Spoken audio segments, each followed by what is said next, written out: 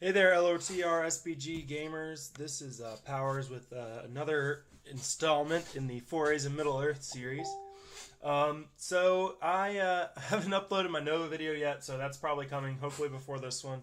I just have to get the clips off my phone, which is a bit difficult just because they transfer really slowly for some reason. But this is going to be kind of a hobby vlog and talking about plans and such things. So I'm riding the wave of enthusiasm after Nova, because I hadn't done any hobby stuff really until about a week before Nova.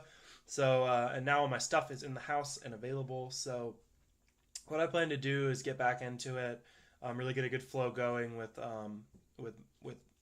assembly and painting and building terrain and all that kind of thing.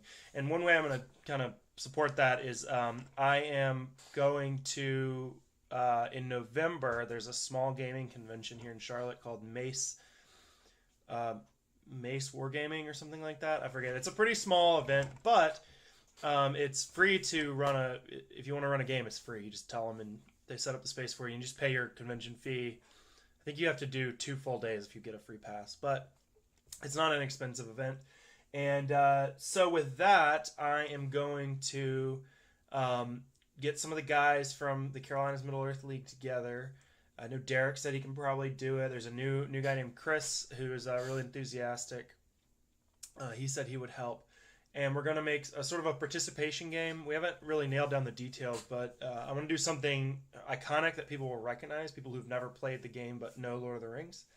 And then so I'll have one big table, probably a 6x4. It's not gonna be huge, but it'll have a lot of models on it. Do one big table participation game. I'm thinking the Sally Forth of the from Minas Tirith with Imrahil and the fiefdoms cavalry and all that kind of thing, or maybe Amon Hind. Something that the table won't be too difficult to throw together, yet people will recognize what it is. And then also hopefully have a small like 2x2 board tile and have someone available to do how to play and like a really into the details kind of game for people who are interested. And the goal of this is to get people in the area interested in the game, let people know there is still a small community of players and about the things that are coming up in the hobby, which just gave me another idea for some sort of like newsletter we can give to people and be like, hey, this is all the cool stuff that's happening with Hobbit and Middle Earth SPG, as it will soon be known. But anyways, let me talk about some modeling stuff I've been working on. So a couple videos ago, I had a bunch of stuff I'd gotten on Bartertown maybe, or eBay, I don't remember. But I finally put a bunch of it together. So first I have the Mordor Siege Bow. See if I can kind of washed out from the lights. Here we go. Mordor Siege Bow. A bit difficult to put together just because it's a metal piece, but I don't know if I've talked about this before, but I use Loctite gel control superglue, which works really well for metals because it acts as a bit of a gap filler because it comes out as a gel. It doesn't run like regular superglue, like liquid superglue does. And it also gets tacky quicker, so it sets a bit faster because of the nature of it. And then, of course, I've got let me find one, two, three. The three crew, which are great orc models. Just unique. This guy you could even run as like a hammer orc or captain or something. Just some little dudes. We've all seen those probably. Cool model. Not sure I'll ever use it in a game, but I will if I ever do some ships for naval combat.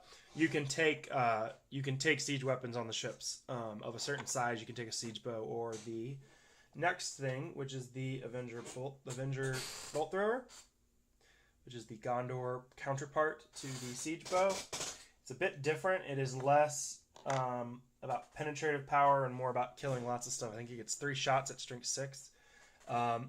Last year at Nova, the one I had to skip in doubles for a little while, me and Derek were toying with the idea of taking like 2 of them in our doubles list.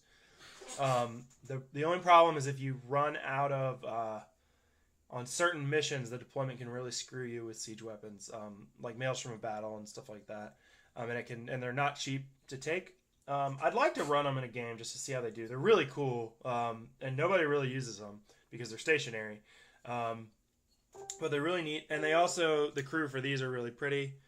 Not really sure what this guy's doing. He's kind of like dancing. You got a guy with a cartridge of the bolts, and then the coolest one is this guy who is honestly makes a great captain. I've seen a lot of really good conversions with this model. There's one in an old White Dwarf where they converted him to, or no, in the old Lord of the Rings Collector's Guide, there's a Gondor army, and they gave this guy a head swap and gave him like a nice beard and cool model. Then I've got 6, I'm not going to show you all of them, 6 metal scouts with bows, Uruk-hai scouts with bows, to round out my scout force. So that gives me a full complement to run any of the scenarios in the journey books that call for 24 models. I believe it gives me a full complement. If not, then it's close. I've got another Witch King. This is the one that's rearing up. But there's the foot model, which I'm going to do a new version of, because why not? And then I'm not done with this, but the mounted version, which will be, well, let me set, where's a base? Let's see. Well, I don't have a base, but you know, he's rearing up. It's going to be cool. I was a little disappointed. So you got like the main body, and then you have 2 legs you have to attach. The front one went on okay. It's going to require a little gap filling. The back one was like, it had the wrong like socket. Like it's supposed to have like a male female kind of like peg, and it just had like 2 bumps that just like bumped into each other. So I had to file it down a ton, and that wasn't working. So then I eventually had to pin it, and I have this like huge gap I'm going to have to fill. But hopefully I do a good job of it, or it's going to look kind of stupid. But you know, can't complain because the pose is so cool and it's a rare model. Blah blah blah. I also have Gothmog mounted. He's going to need a little bit of gap filling. This back leg was like not the right. It's like too small, it seems like, or something. I'm not really sure. But that won't be too difficult. It's fur, so it's easier. You don't have to worry about getting it smooth. I need a foot version of him now, however. Then I've got 3 Citadel Guard with long bows. Need a couple more of those guys. I'd like at least 6 to, you know, get a decent number in most armies. Remember, a lot of longbows are strength 3, which is cool. I've got 2 of these orc captains with picks, which is neat because I have a big orc army. I need more heroes, more orc heroes at least. I have 2 orc banners, both versions. This one needs to get stripped again. I think I stripped it once before. I guess I didn't leave it in long enough, or it's a really tough paint. Or I need to try a different method. The simple green takes a while and isn't the best, but it's safe. And let's see. Let me put these back. Oh, and then I have 6 Guards of the Fountain Court, rounding out to a full complement of 9, which is, unless I'm doing like a full army of them, which I probably won't ever do. That's a solid number. You know, you don't need your whole army to be Fountain Court. They are expensive, but they're having a small core to kind of bolster your line is really good. Remember the shield, they're defense 7, so you know they're hard to take out, and they're fight 4, strength 3 still, but you know can't have everything, can we? Let's see. Oh, and then the other cool thing I'm working on is I had a box of Easterlings. I finally assembled them, just basic assembly. But what I'm doing is in one of the Warhammer World blogs from earlier this year.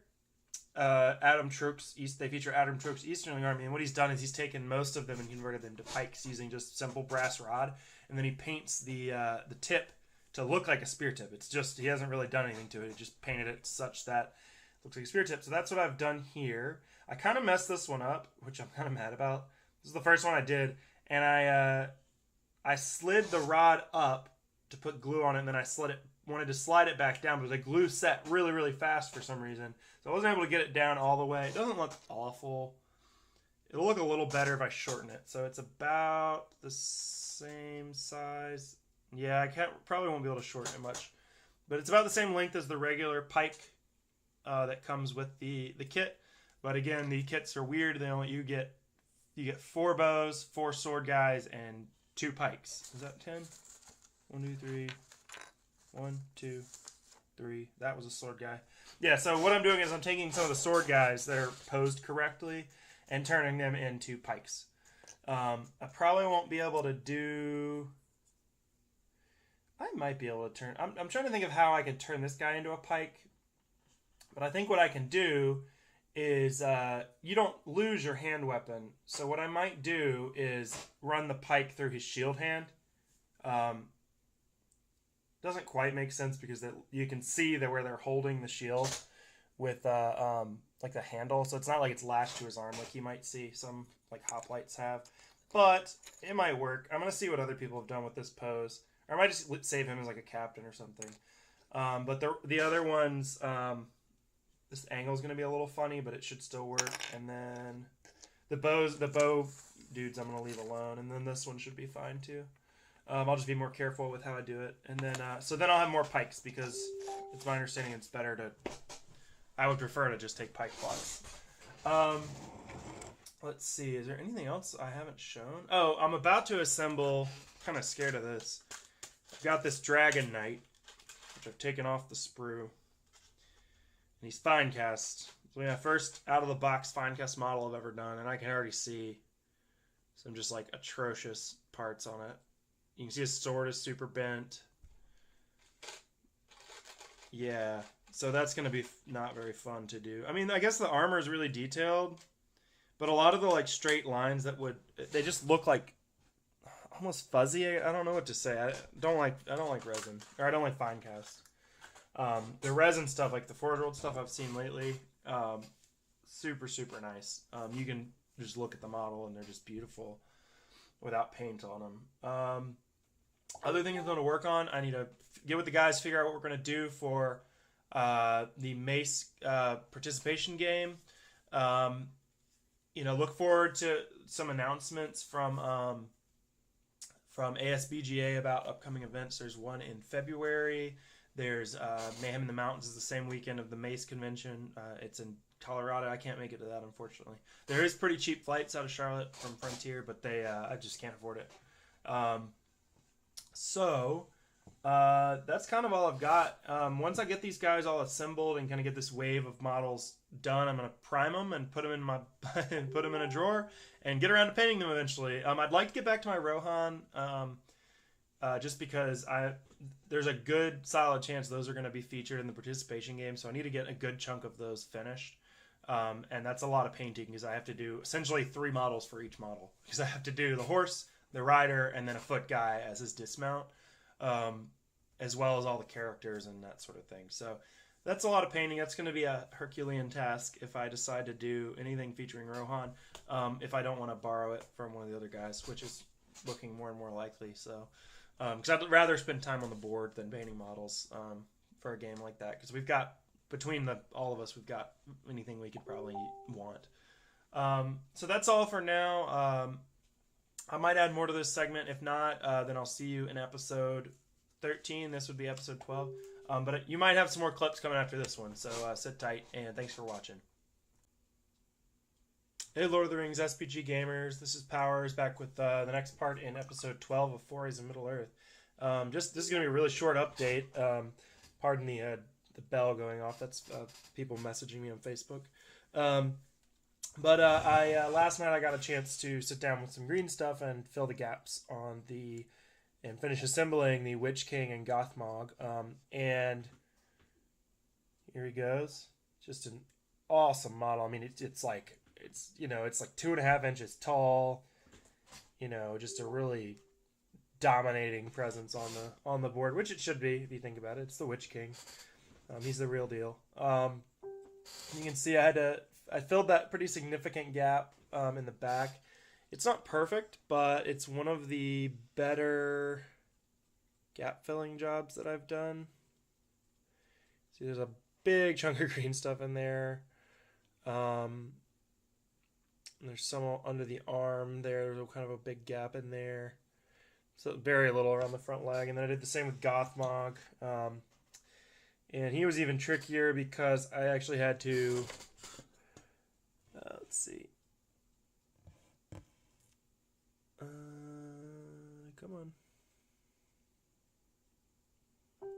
I had to sculpt some fur. You can kind of see it there on his foreleg and at the back. So, just a quick update with those. I'm also, I've got confirmation from 2 of the guys that they're going to be able to help me with Mace. Well, got a half confirmation from one of them, but I have at least one person helping me, which at the very least should be doable. Now we're gonna sit down and plan what the board's gonna be, get the models together, then build the board itself. Which the board itself shouldn't be too bad because we're not. It's not like we're gonna do a full city or anything like that. I think that would be a bit excessive.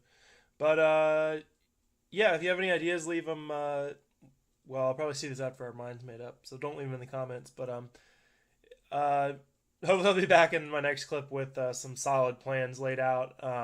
Again, Mace, if you're in the area, it's November 11th and 12th at the Hilton in Charlotte. And I don't remember the price. I'll have those details in another clip. So that's all for now. Just a quick, short 2-minute update, and I'm out. Hey there, Lord of the Rings SPG gamers. It's Powers back for the next part of episode 12 of Forays in Middle-earth. I just kind of continue on with the hobby vlog and progress.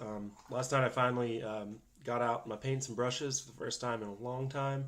Didn't get a lot done, but I started painting my Durance folk. Little tray of guys here. It's a small army. I'm going to add to it eventually. But for now, I just started the skin. You know, I'm going inside out with these because they have a good bit of detail on them. I want to do them justice. I'm not going to spend a whole lot of time. I'm just going to do probably layer, wash, highlight on most of the parts. Starting with skin, hair, clothes, armor. I think that's the order I'm going to go in.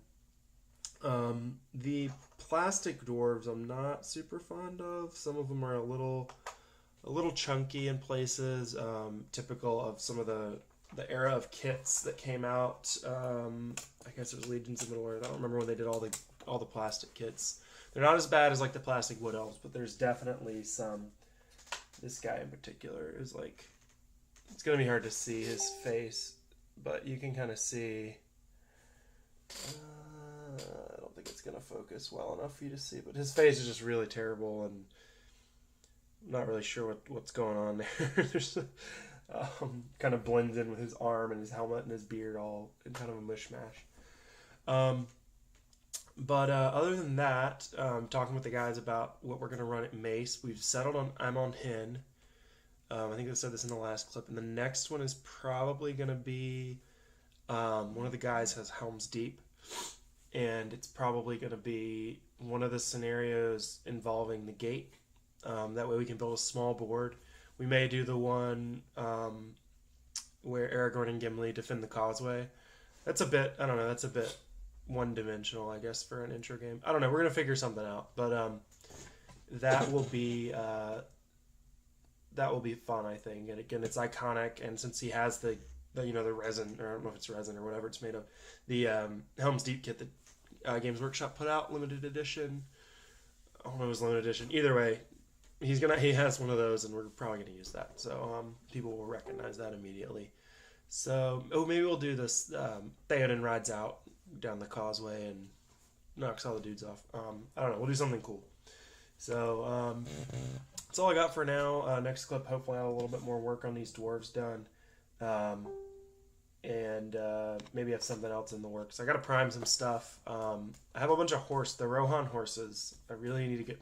Once I start the Rohan horses, that'll put me into the Rohan project. So I'm kind of hoping to do the dwarves first because it's a much smaller commitment and it's different. I've never painted Lord of the Rings dwarves before, so I'm kind of excited about that. I just want to get it done essentially. So that's all I got for you for now. I'll be back in the next segment, 8-4 episode 12. Thanks for watching.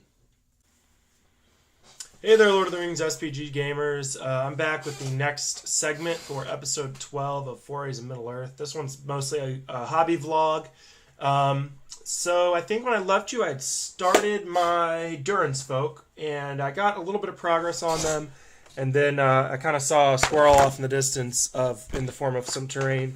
But I'll show you where I'm at. I've done the skin, which I detailed last time, but I've also done... Let's see if I can get some light on this guy.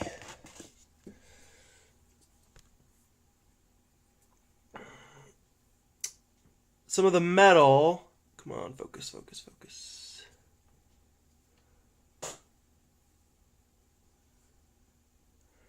really bad at focusing the camera. If you're in the middle of the screen there. I don't know.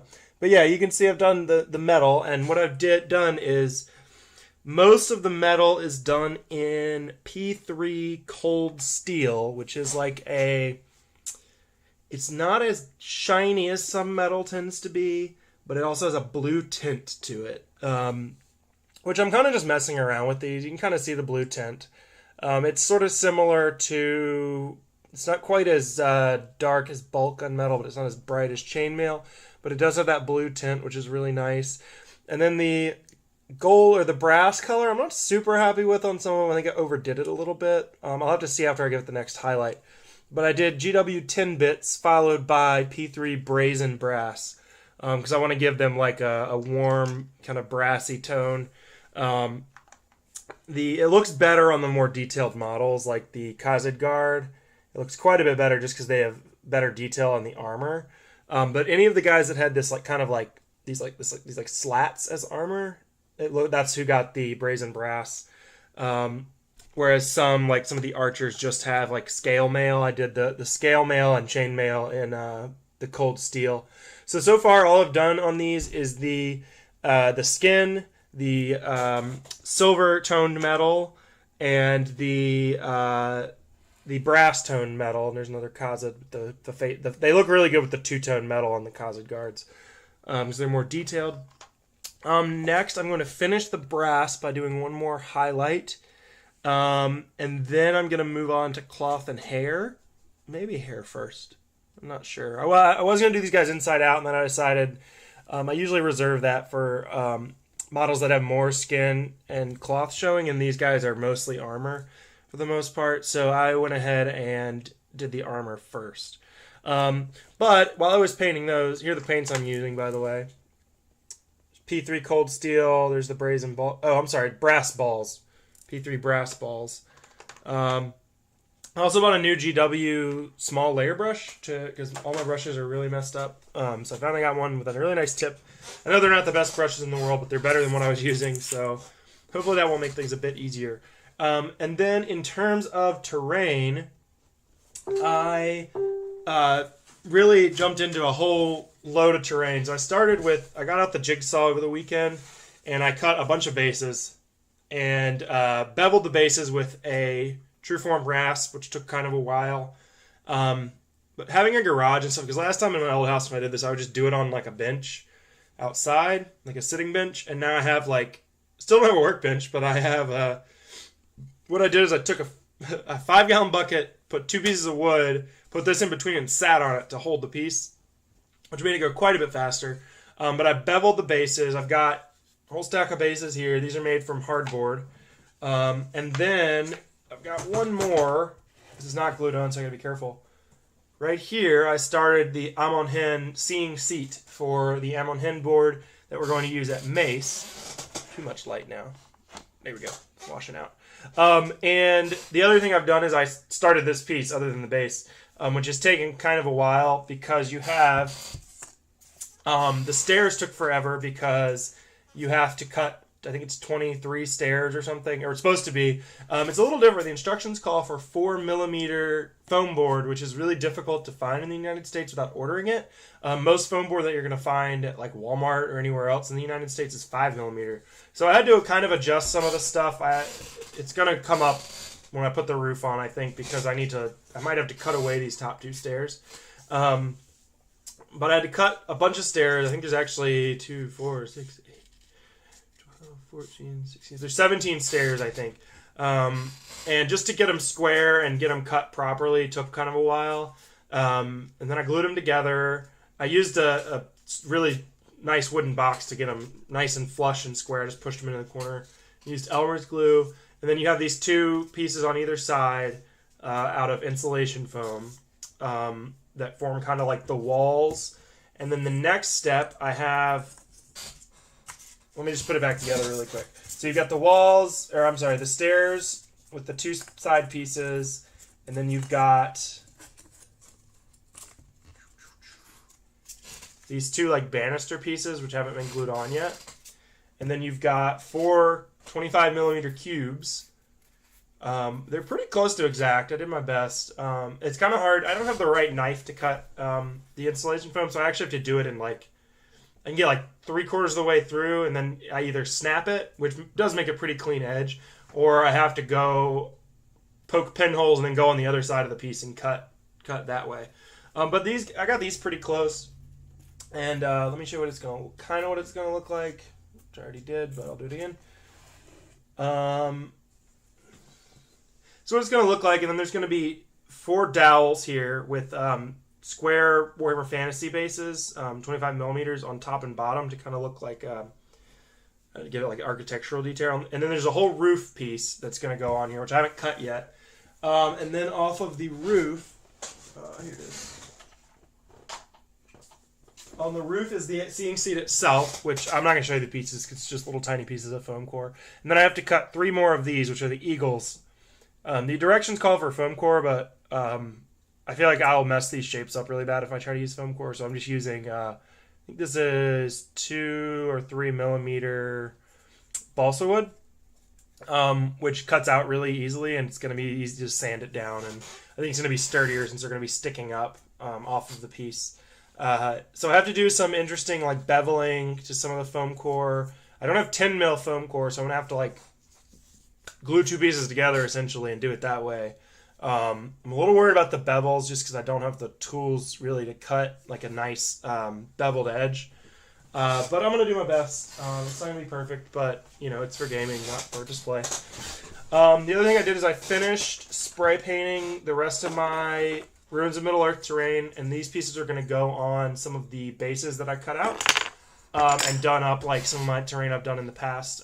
Derek wants to learn how I do my pieces, so I'm going to show him how I do the ground cover and that sort of thing.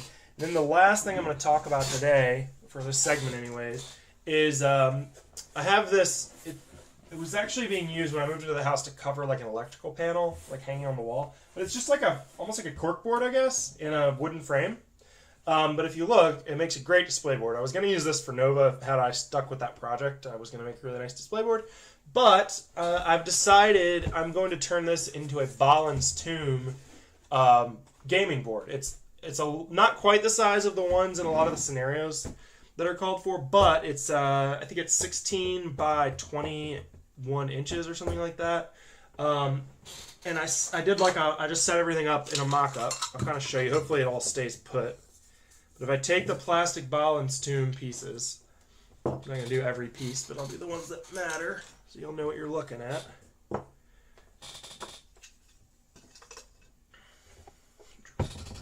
Let's see if I can get you guys to see this. You see it looks pretty good. You know? You got the door, you've got the tomb itself, the well, the 4 pillars. It looks like Balin's Tomb.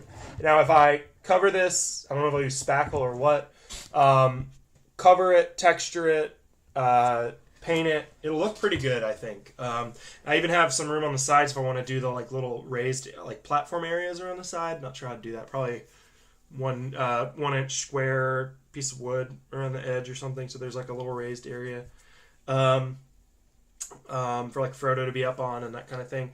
But yeah, so I'm going to use that for a board at Mace. Now we've kind of changed how we're going to do Mace. We are going to... I talked to the manager at our local DW, and he really wants to support it because he loves SPG. He has a bit of a business incentive to support it for his store, but he also does love the game. And he gave me some really good pointers on how to run a learn to play. He said basically don't focus so much on the rules as focus on getting people rolling dice and understanding core concepts such as how you move and that dudes equals dice, and when you roll dice you kill stuff. So with that in mind, we're also going... Oh, he also gave me some advice on if we really want people to get into the hobby, they need to see the entry point, the clear entry point, which currently, like it or not, is the Goblin Town box set. And that's why I said he does have a little bit of financial incentive, but I can't blame him for that. And right now, the Goblin Town box set is the best way to get into the game, get the rules, get 2 forces, and get playing. So what we're actually going to do is we're going to do Amon Hen, I think I might do the full Fellowship version, but on a reduced board size because we don't have that much space. We're going to do M on Hen. He's going to somehow get us Goblin Town set up with the the platforms and all the models painted and everything. And also I think I'm going to have Balin's Tomb as well because those, again, going to be recognizable. People want to use the heroes from the movies, especially if they've never played the game before. That also means we're gonna make Amon Hen the big game because I think it's like 300 points of Uruk-hai Scouts. I'll have to add that up, but you take the Fellowship and then Lurts and 300 points of Uruk-hai Scouts, which is like, see, they're about 9 points each. So that's that's almost 30 models, something like that. And yeah, so we'll have those 3 games. We're also going to have a small paint and take. The manager is going to provide models. I'll probably wrangle some. I think I have a box of Goblin Town goblins that I can paint up or get primed and assembled for people to paint. And just, it's not going to be anything special. Just going to be, here's a brush. Here's how you dry brush. Here's how you do a wash. And you're done. Here, take this model. That's pretty cool because people really like that kind of thing. That'll get us a lot of attention. We might need another person to help out. So right now it's myself and one of our other members, Jason. He's going to help me on Saturday, and then he's going to run Sunday himself with one other guy. And then I want to find one other guy for Saturday because I feel like that's going to be busy. So that's what we're up for right now. It's kind of a lot. It's not as much as I thought it was going to be, but it means I have to assemble the goblins. I have to finish Amon Hen, probably get some more hills together if I want to do a proper Amon Hen hill piece. What else is there? What else could there possibly be? Probably need some more trees made up. Derek has all my pine trees. Should be enough for the one board. Balin's Tomb and Goblin Town are self-contained and they're underground, so I don't need trees for those. But if I'm doing a 4x4 Amon Hen, I want a lot of trees on there. I need some more like fall colors and stuff like that. And I need to get a dowel for the seeing seat and finish that piece. So I got a lot on my plate. I'm also trying to take on some small commission jobs for assembly and conversion.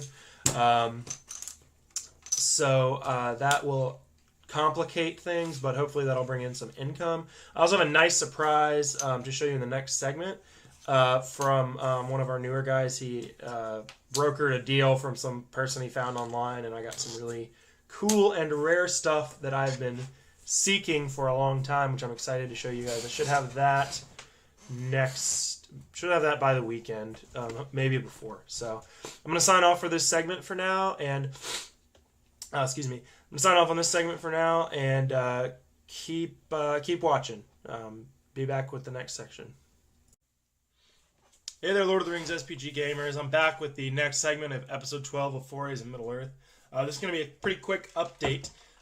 So last Friday, I met up with my buddy Chris and picked up the stuff that he brokered for me. And I'm not having to pay him. I'm going to put together some Sigmar stuff for him, a couple boxes of dudes, and so we're just kind of calling it even.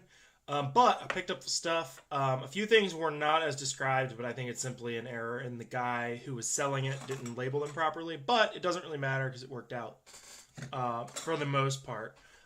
So, super excited about this. This was the thing I was most happy to get. This is the Guardians of the Shire box. This was on sale for a very brief period of time. It's pretty rare, and it's how you got Gildor and Glorian, he's played an elf army, a high elf army, and he allows you to take a warband of wood elves that have 8-inch move called Noldoran Exiles.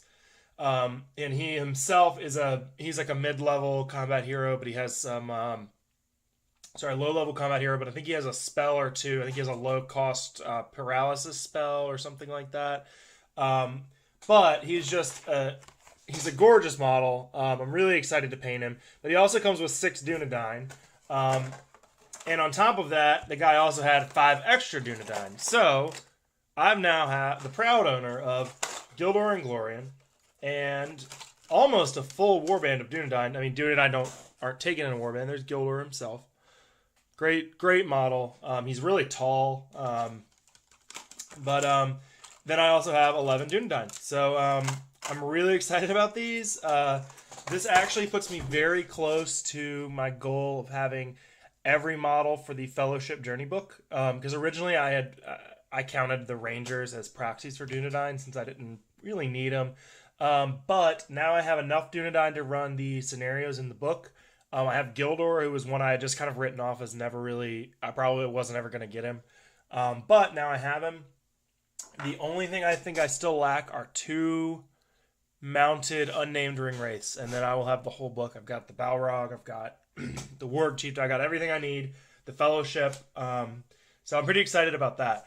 The next really cool thing that I got was... that also fills out the Fellowship Journey book.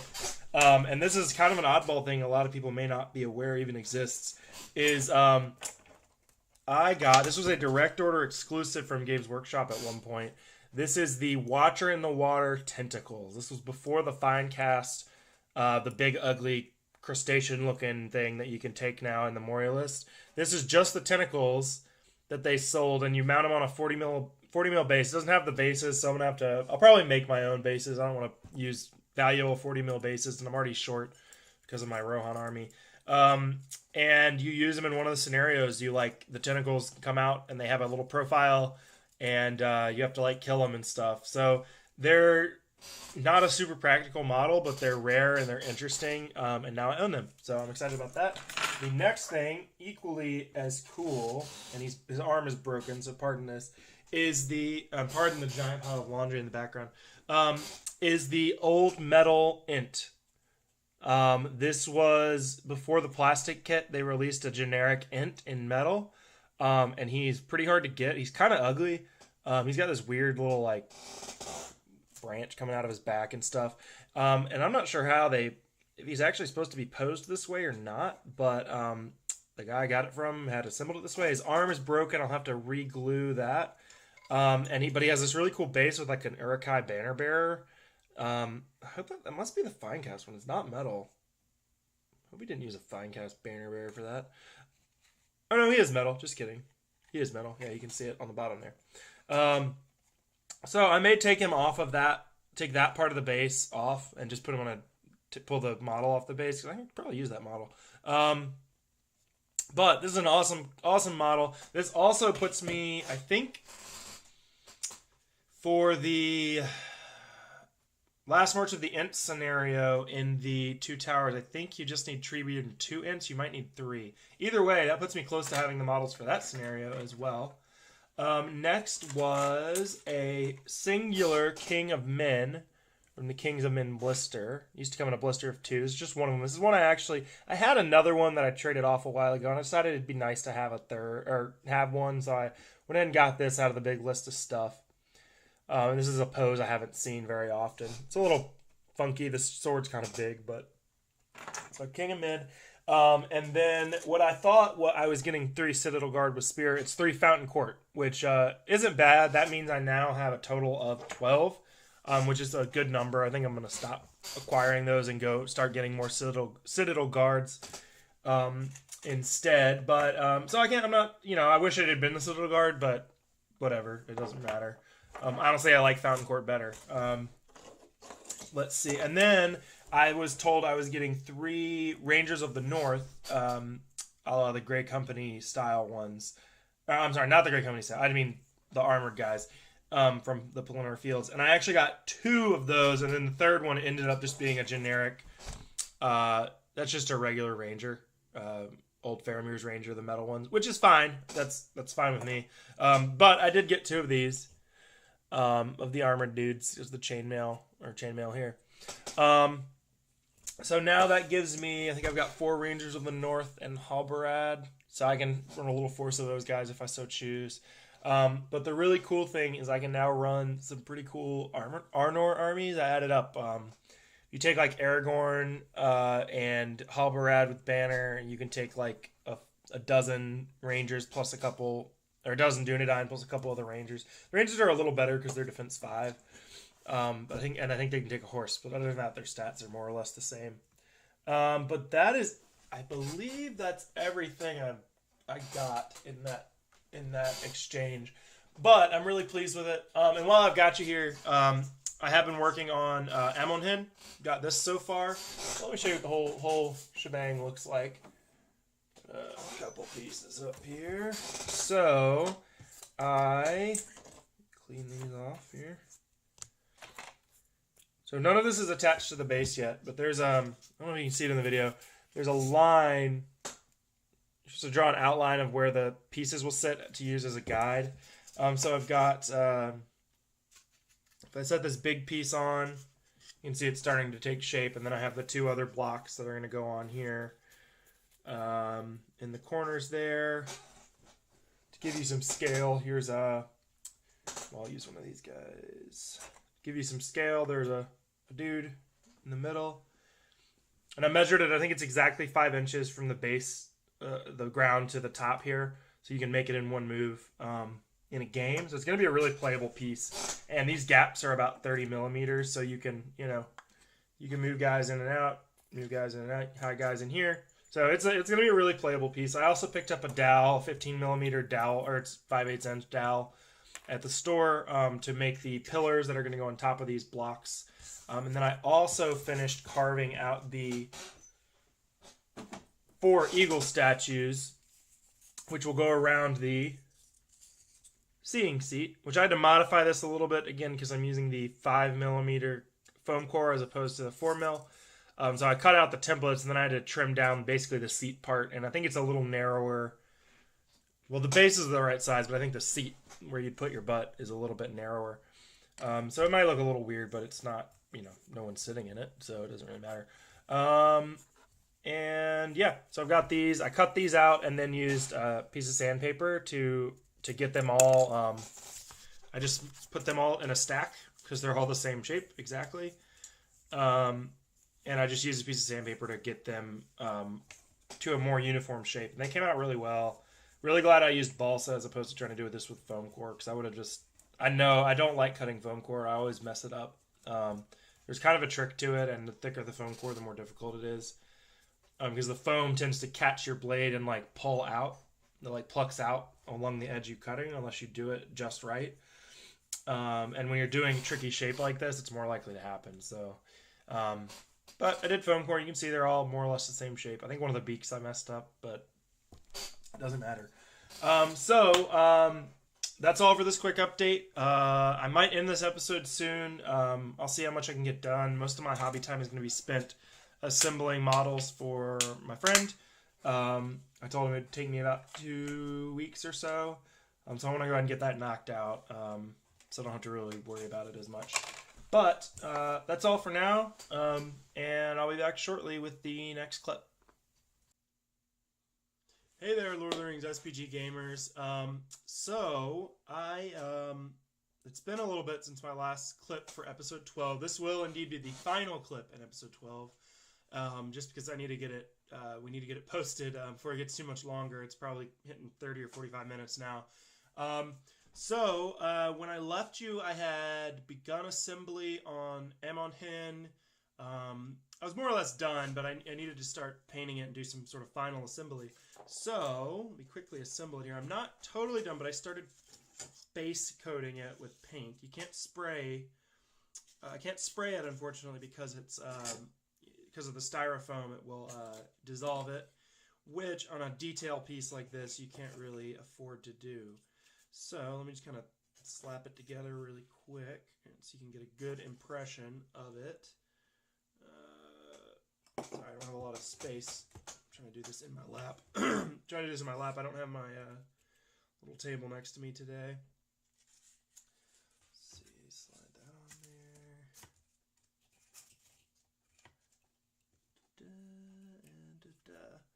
So it still needs final gluing, but I want to finish painting it first. But here is the Amonhen piece. The top is not glued and the columns aren't glued. But you can see...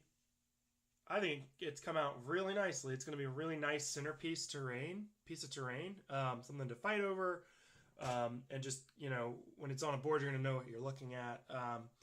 And this is, again, for the Mace Convention. in about 2 weeks from Saturday. So I have about 2.5 weeks of time left to sort of get this stuff done. Now we've settled on Ammon Hen. I'm going to do something while I talk. We've settled on Ammon Hen as well as Goblin Town and Balin's Tomb. Those are going to be the games that we're going to run. And that will allow us some interesting and iconic boards to showcase to people who may not be as familiar with the universe, but if you've seen the movies, you're going to recognize what you're looking at, hopefully. Because the goal of these intro games is to get players who've never played before or who are used to play, get their interest reignited in the game. And I think we'll be able to accomplish that. We've gotten a few new players just from showing up at different stores, at independent stores rather than Games Workshop.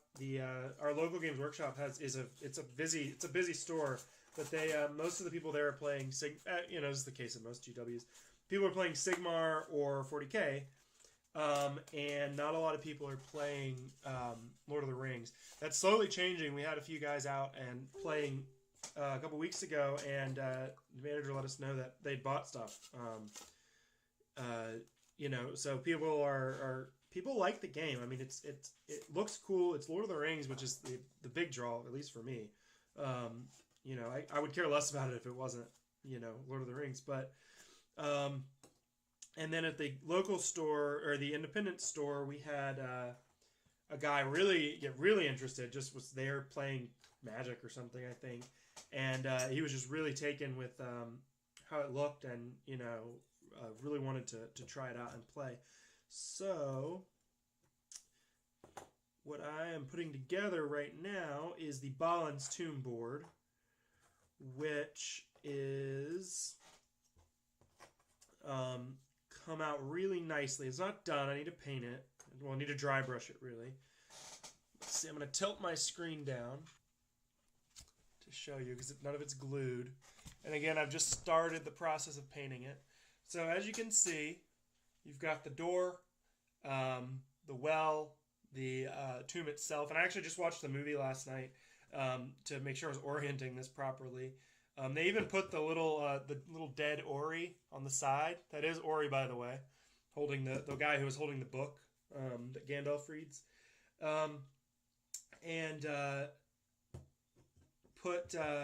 Put it on the right. They even put it on the right side if you orient it correctly when you're setting up the terrain. But this is going to be the Balin's Tomb board, and if you look at the Fellowship Journey book, they call for an 18 by 18 board. This is 15 by 21 playing surface, which works just as well. It's not an exact square, but it kind of looks better as a rectangle in my opinion.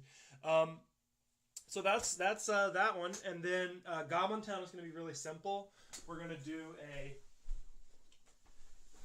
a 2x2 board and just have the basic platform terrain and some goblins and dwarves, and that one's going to be really focused on fast play, not really learning the rules, just rolling dice and getting comfortable with the miniatures. So that's where I'm at now. A lot of my hobby time lately has been spent assembling stuff for Chris, which took longer than I thought it was going to. It was pretty tedious, so I'm not sure how much more of that I'm going to do, but it was a nice way to pay off my debts, I guess, rather than just pay straight up cash. And it was my first experience in a long time with the newer Sigmar kits, and they're really nice. They're almost too detailed in some cases. It makes them hard to clean, and some of the parts are really thin. But I was assembling Sylvaneth, the tree dudes. So yeah, that's where I'm at right now. I haven't really painted any models. I've just been on my daytime hours been focusing on the weekends and stuff on this terrain when I can, when my son lets me, and my nights have been spent assembling. So now that I'm done assembling, I can put more time into painting and hopefully knock these out in a day or two. It really shouldn't take long to paint everything, just because it's simple. I just have to finish base coating and then do a couple dry brushes. I got some cheap apple barrel acrylics from Walmart to do the terrain with. I do two dry brushes, dark gray and light gray, and then add more details such as clump foliage, maybe little washes on him to make it look dirty and old. But that's pretty much it. This is episode 12 of Forays. Hopefully with the next episode I'll be into some cool stuff. Not really sure what's going to go on. I'll at least have a recap of the Mace Day by the time the next episode's out. That will have been long past. So hope you guys have enjoyed this episode. Sorry I got a little bit long. But keep watching, like our videos, share them, continue to support the hobby. It's GW is noticing, and people, if you're positive about the hobby and you put yourself out there, people in your community will start to play it. It's a cool game. The game is there. You just have to get remind people of it and get them interested in it. There's many other videos that people have done. Andreas has a great one on how to re-engage people into the game. I'm going to sign off for now. Thanks for watching, and this has been the Lord of the Rings SPG team, and I'm Powers with Forays in Middle Earth.